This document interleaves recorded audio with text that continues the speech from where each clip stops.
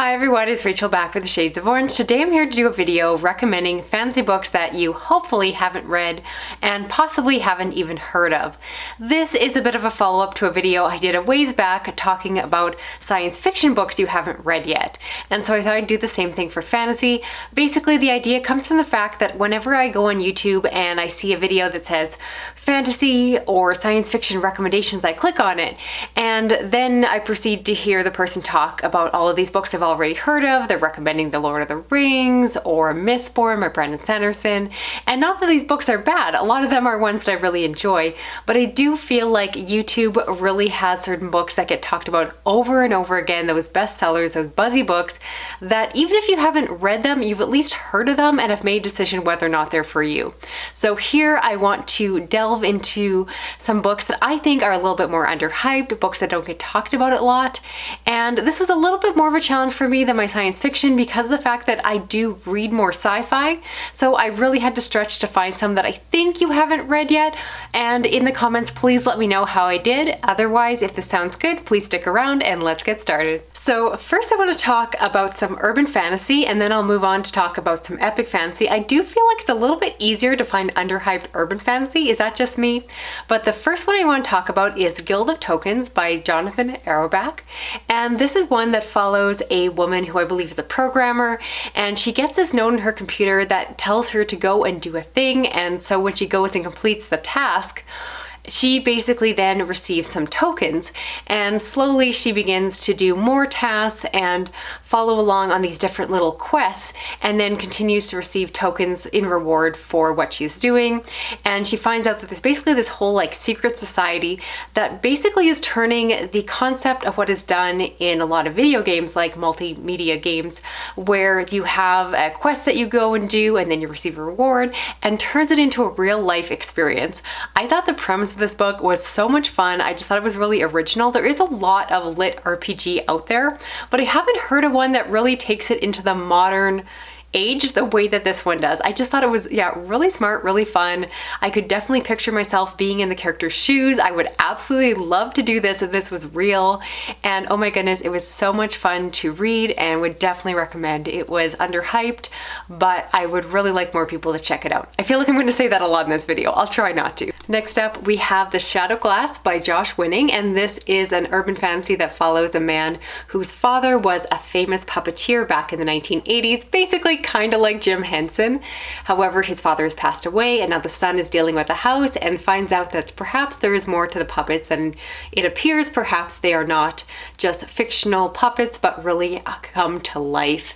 And so this is a book that is more fun fantasy rather than creepy, but it definitely has some great elements if you love movies like Labyrinth and The Dark Crystal.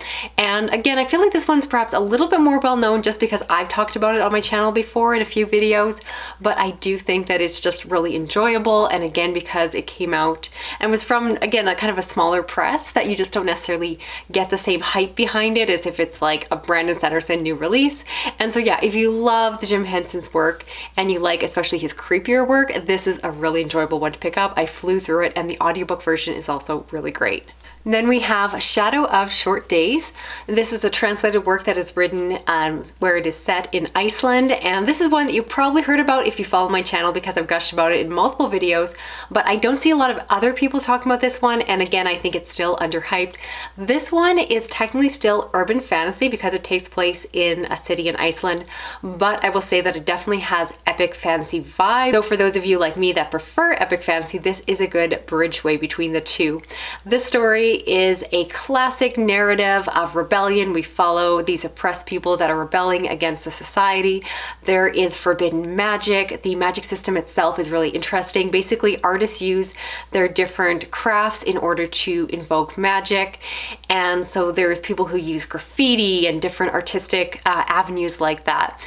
And it's just very creative. It's very dark. It while it is fantasy, it definitely leans into horror, particularly towards the end. There is harm to animals, there are despicable characters doing terrible things, and so it's not going to be for everyone. But again, if you share my taste in fantasy and dark fiction, this is one you definitely want to check out. I love it so much and would love to see more people reading it.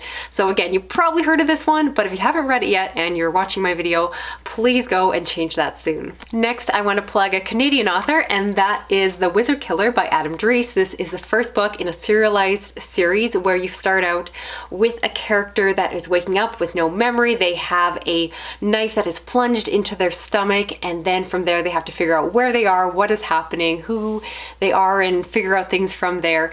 This is like a post-apocalyptic Western style adventure, and as I mentioned, it's serialized, so this is kind of novella length, but it's meant to be read in like short little chapters. It's almost like watching little episodes, and it's so compulsive. There's multiple volumes after this, and it's just so much fun. I love stories that involve amnesia and just a setup where you have no explanation and you just go along with the story. I remember reading this when I was in a huge reading slump and I was really like physically sick at the time, and so I just didn't have the mental acuity to read much, and this book was one of the few books that really held my attention, and I just burned through this one as well as the other books, so highly recommend it. It's just a lot of fun. Then we have Cold Forge Flame by Marie Brennan. This is a fancy novella. Most of the books I'm talking about here are going to be novels, but this one is a shorter length. And in this book, it's a very classic story that, yes, I really love, where you have a character waking up without their memory and have to figure out who they are and what they need to do. It's just, again, like a narrative structure that I can just read over and over again. I don't know what it is about it, but if you have more recommendations for books involving amnesia, I'd love to hear it down below. So if you share my affection for this particular trope, this is another one you may want to check out. I thought it was very well plotted and very mysterious. Then we have The Traitor God by Cameron Johnston, and this is the first book in a fantasy trilogy. The basic setup is, again, a very common tropey one where you have a character that is returning to a place because they need to seek revenge when someone is killed, and the story goes from there. I will say that the story is kind of predictable. Like, it's a story that I've read before in different forms, but I like that it's a little bit gritty. It was an easy one to fly through, and again, I actually read all 3 books, so again, if you're looking for something that in my opinion is a little bit more underhyped, this is another one you may perhaps want to check out.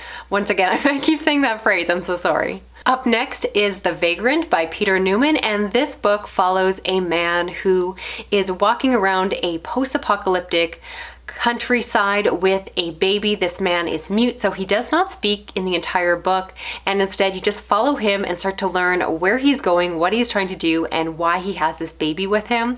The world building is fantastic because, again, it is gritty and decaying and kind of like a post-apocalyptic setup, and again, it's very mysterious. It's very slow burning. Of course, you're not going to get a lot of conversations. People are talking to him, but you're not, of course, getting his responses. So I've just found this book to be very unique, a narrative style I just don't really see.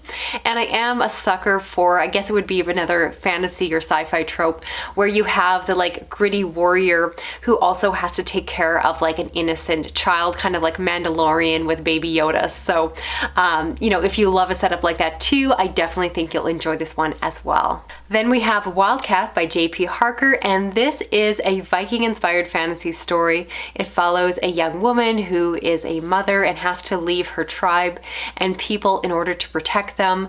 This story is, I would say, a bit slower. It's more character driven. I thought it would be more action based. So if you're used to reading something like The Shadow of the Gods, this is another one to pick up because once again, it has that Viking inspiration, but I will say that it's less of an action based story, but it's intriguing. And if you're like me, you just want to read more and more Viking stories. So if you're looking for something more and you've read the really popular ones, this is definitely a sleeper hit that you might want to check out. Then we have The Last Blade Priest by W.P. Wiles, and this is an epic fantasy story that follows a few different perspectives, but one of them being a builder who is asked to go and work for this league that has oppressed and taken over and conquered his people. However, in his role, he's actually asked to be a spy, and so the story goes from there. I will say this book has some amazing world building in it. Of the books I'm talking about here, this is definitely one of the stronger recommendations based off my personal taste because I found this book to be incredibly rich. I love the characters. characters, the world. It didn't feel tropey, and that's again something you're going to hear me say in a lot of these book recommendations here, is that a lot of these were books that I liked, but they were very familiar. This book, while it has familiar elements of fantasy, I didn't know where the story was going. I didn't know what was going to happen next, and I just found it to be incredibly compelling. So if you have not yet picked up this one, definitely you should remedy that hopefully soon. Then we have Devil's Night Dawning by Damien Black. This is the first book in an epic fantasy series that is inspired by the Catholic religion and also by kind of classic Europe. And so within the story, it definitely pulls from history. We follow multiple different perspectives, but my favorite perspective is that of a exorcist priest and their young apprentice who go around the countryside, yes, exorcising demons. That is easily my favorite part because you know how much I love horror. And so that is an aspect of the story, but there's also different characters. There's a maiden, there's a knight, and there's other aspects were much more traditional and classic fantasy. So it wasn't entirely to my taste, but I also admit over and over again on this channel that classic fantasy works for me to a certain extent. I'm always looking for something a little bit outside the box. But if you love really classic, rich stories when it comes to fantasy that are, again, a narrative you've seen before, but are very well done, very detailed, and you love kind of all the little details that are built into the story to make it very rich and robust, this is one that might really appeal to you. I do think it was very well written. It's just very, very classic. And finally, we have The Dawn Hounds by Sasha Stronach, and this is another favorite of mine. This is a story that follows a woman who is working as a police officer. She gets demoted to the night shift after someone finds out that she has a tryst with a woman at a bar, and because of this, she is just sent off to work the night shift, and when doing so, she ends up coming across some dead bodies. She gets herself in trouble and possibly gets killed, but then due to magic, she gets resurrected and ends up on a boat with some pirates. This book I loved for so many reasons. Again, like the other book I mentioned before, this is one where I really didn't know where the story was going because it just felt so out of the box. It had pirates. It also has like a biopunk element to the magic system, which almost feels more like science fiction, which you know I love. And it was just really creative, really funny. It had sea shanties and all the other piratey elements that you will love.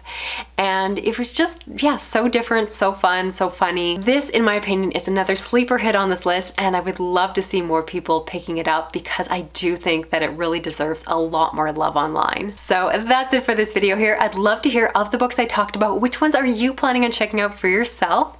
And of the books, I also want to know, how many have you heard of before? Did I surprise you with some new to you books? Or are you just so immersed in fantasy publishing that everything was things that you've already heard of or already read? Love to hear how I did and get some feedback in the comments down below. I'd also love to hear your recommendations for really underhyped fantasy, but please don't recommend me any Brandon Sanderson. I already know about him. Truly dig down and give me your underhyped rec, so maybe I can do a follow-up video with some of your recommendations once I read them. If you're new to my channel, I do read a lot of adult science fiction, fantasy, horror, thrillers, and true crime. If you want to help me out, you can give this video a thumbs up, share it around online, drop an emoji, even if it's just like a picture like a dragon or a princess. And if you want to hit that little notification bell, you'll never miss another video from me. Thanks so much for watching. I'll talk to you again soon. Okay, bye-bye.